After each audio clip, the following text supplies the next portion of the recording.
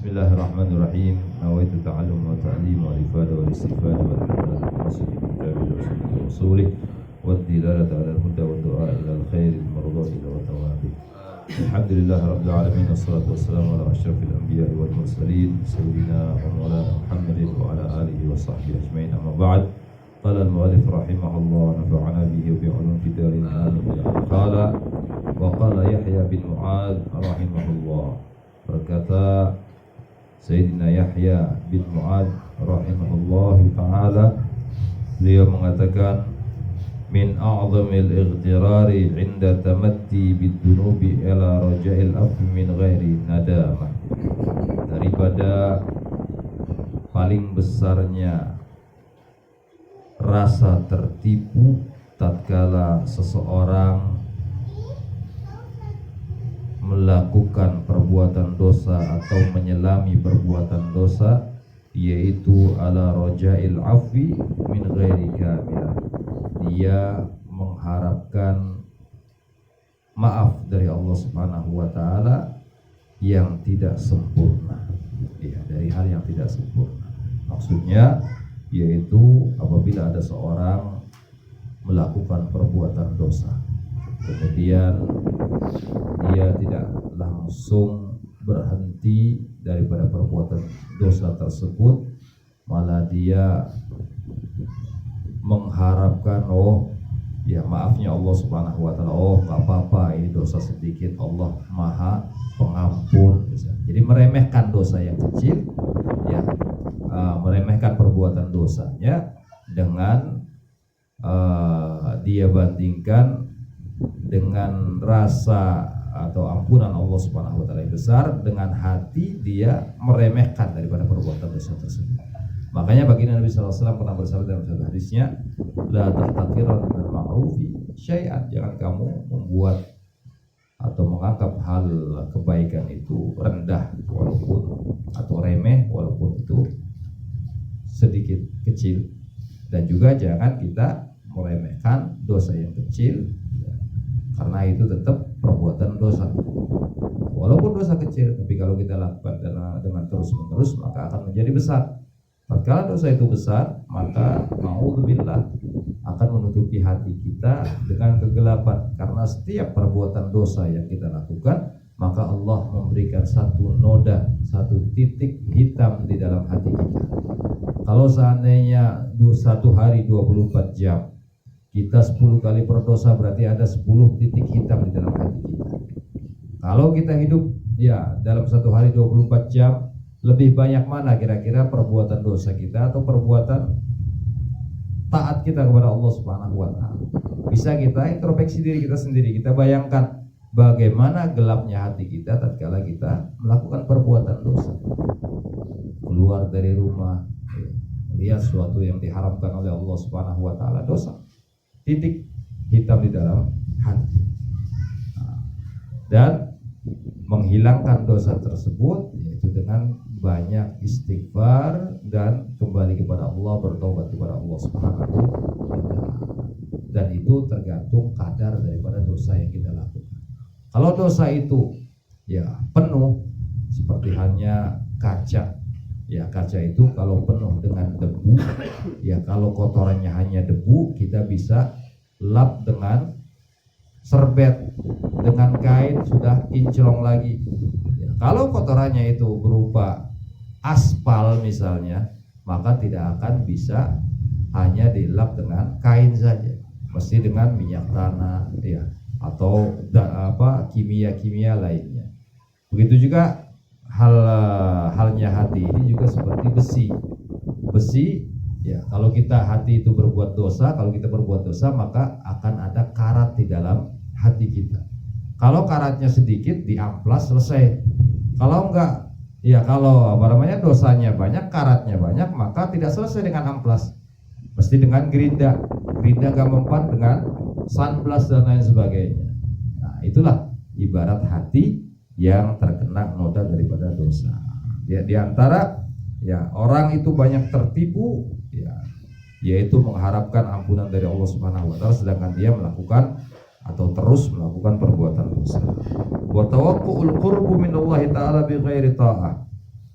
dan tidak ada penyesalan tadi di dalam hatinya tatkala berbuat dosa. Dia berbuat dosa, ya, dia mengharapkan ampunan Allah Subhanahu wa taala, tapi dia tidak ada penyesalan di dalam hatinya.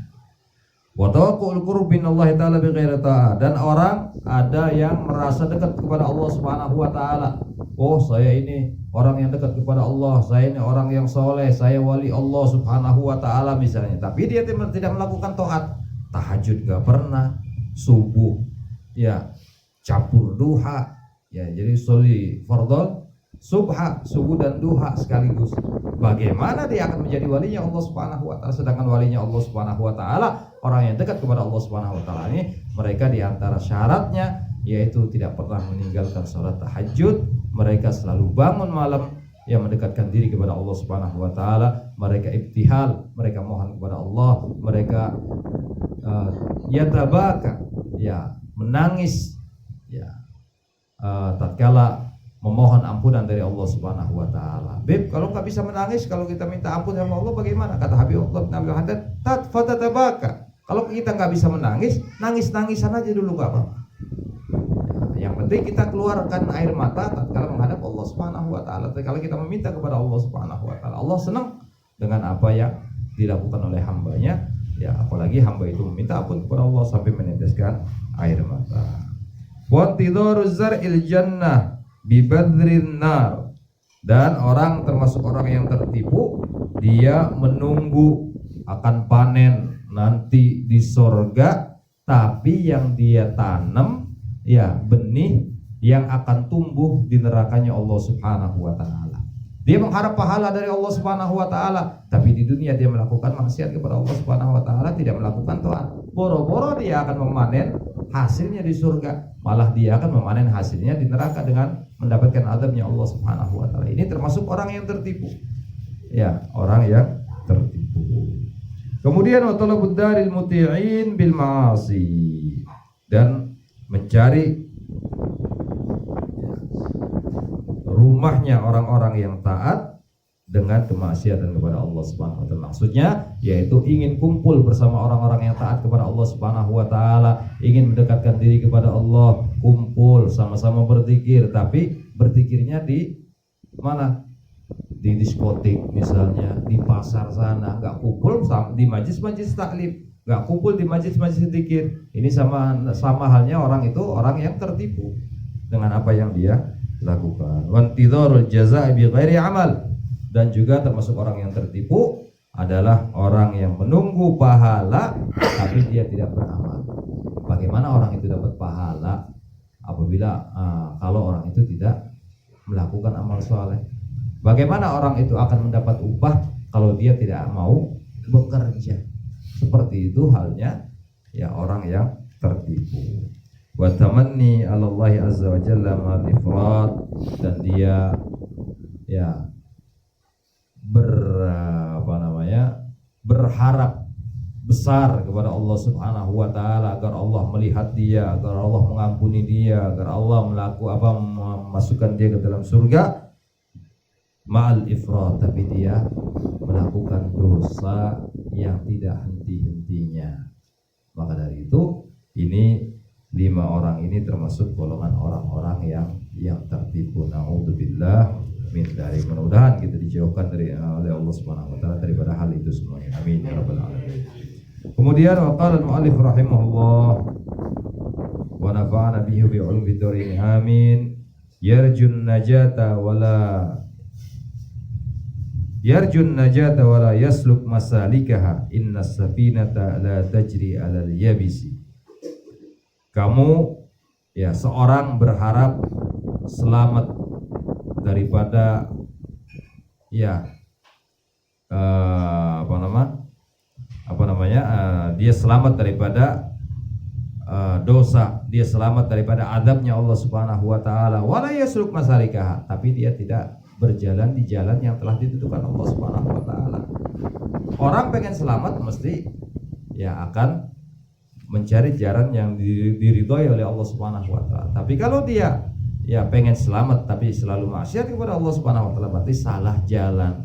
Istilahnya syair ini mengatakan orang pengen selamat ya tapi salah jalan. Orang pengen ke surga, ya kata Allah jalannya yang kanan, dia milih jalan yang kiri. Kata Allah Subhanahu wa taala jalannya menanjak, dia malah milih jalan yang menurun. Ini yarjun najata walam yasluk masalikaha. Innas safinata la tajri 'alal yabisi. Sesungguhnya perahu itu tidak akan bisa ya berjalan berlayar di atas daratan. Perahu itu mesti ketemu dengan air. Kalau pengen perahu kita jalan, ya harus ada air. Jalannya di air, jangan jalan di darat. Kalau di darat gak bisa jalan. Ya, perahu itu nggak bakal bisa bergerak kalau dia itu berada di daratan. Wa qala Ahnaf bin Qais, dan juga dikatakan oleh Ahnaf bin Qais rahimahullah, hina su'ila ma khaira ma yu'til abad. Dia pernah ditanya, wahai Imam Ahnaf, dia bilang, apa yang sebaik-baiknya yang hamba berikan? Qala ma khaira ma yu'til abad. Ya, apa yang sebaik-baik Allah berikan kepada hamba. Ya. Kemudian qala aqlun gharizi. Ya. Imam Ahnaf mengatakan yaitu akal gharizi. Akal gharizi ini al-maqsud ayyakun ta'aqqul amrun tabi'iyyan fihi laysa mutakallifan wala syakka anna dhalika yahdihi da'iman ila kulli ma huwa khair wa yakunu qalbuhu mustayqidan lisyubuhati aw syahawati allati ta'arrada lahu. Jadi akal gharizi ini adalah akal yang sempurna, yang bisa memilih mana yang baik, mana yang tidak baik. Itu pemberian Allah yang terbaik bagi kita. Wakila wa illam yakun, kalau enggak tidak ada akal yang seperti itu, ya qala adabun sholih, maka Allah memberikan adab yang baik. Qila fa illam yakun, dan apabila tidak diberikan itu oleh Allah Subhanahu wa taala, sahibun muwafiq, teman yang selalu cocok, yang sejalan dengan orang tersebut. Qila fa illam yakun qalbun murabit, kalau enggak ada teman yang sejalan dengan kamu dalam mencapai ridhonya Allah Subhanahu wa taala, ya qalbun murabit, maka hati yang terikat dengan Allah Subhanahu wa taala, hati yang selalu ya ada di dalamnya Allah Subhanahu wa taala, kemana-mana hatinya selalu merasa diawasi oleh Allah Subhanahu wa taala. Wa qila wa illam yastati tulus sumat, kalau tidak ada juga, maka Allah memberikan ya diam yang panjang. Maksudnya ya dia selalu diam, nggak banyak omong, karena sekali omong itu ya kita dicatat oleh Allah Subhanahu wa taala, apalagi omong-omong yang tidak berguna. Makanya baginda Nabi SAW bersabda, ya min husni islamil mar'i tarkuhu ma la ya'ni. Sebaik-baiknya Islam seseorang itu meninggalkan sesuatu yang tidak berguna. Ya, seperti sering saya katakan, Sayyidina Abu Bakar Siddiq, beliau tidak melepas batu daripada mulutnya kecuali apa yang beliau ucapkan itu bermanfaat.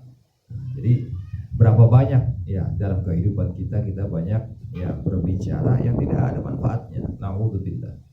Ya, itu semuanya dihisab oleh Allah Subhanahu wa taala. Bahkan kata ulama, tatkala kita meludah saja, waktu kita yang kita habiskan untuk meludah itu dicatat oleh malaikat Allah Subhanahu wa taala dan dilaporkan kepada Allah Subhanahu wa taala, dipertanggungjawabkan di hadapan Allah Subhanahu wa taala. Ya, kalau tidak bisa juga dia itu diem, apa yang paling bagus yang Allah berikan untuk dia? Mautun hadir. Maka kalau nggak bisa diem, ya mati saja, kata Imam Ahnaf. Jadi Allah memberikan yang terbaik untuk hambanya. Pertama, akal yang sempurna. Kalau enggak akal yang sempurna, kalau enggak ada, ya maka adab yang baik. Kalau enggak ada adab yang baik, maka teman yang sejalan, yang selalu mengarahkan dia kepada kebaikan. Kalau tidak ada juga, maka hati yang terikat dengan Allah Subhanahu wa taala. Kalau enggak ada juga, maka Allah akan memberikan ya diem kepada orang tersebut, tidak banyak bicara. Kemudian yang terakhir, yaitu kalau tidak ada juga yang Allah berikan kepada dia yang terbaik, yaitu mautun hadir, maka kematian yang cepat yang akan datang. Wallahu a'lam bishawab. Ya Rabbana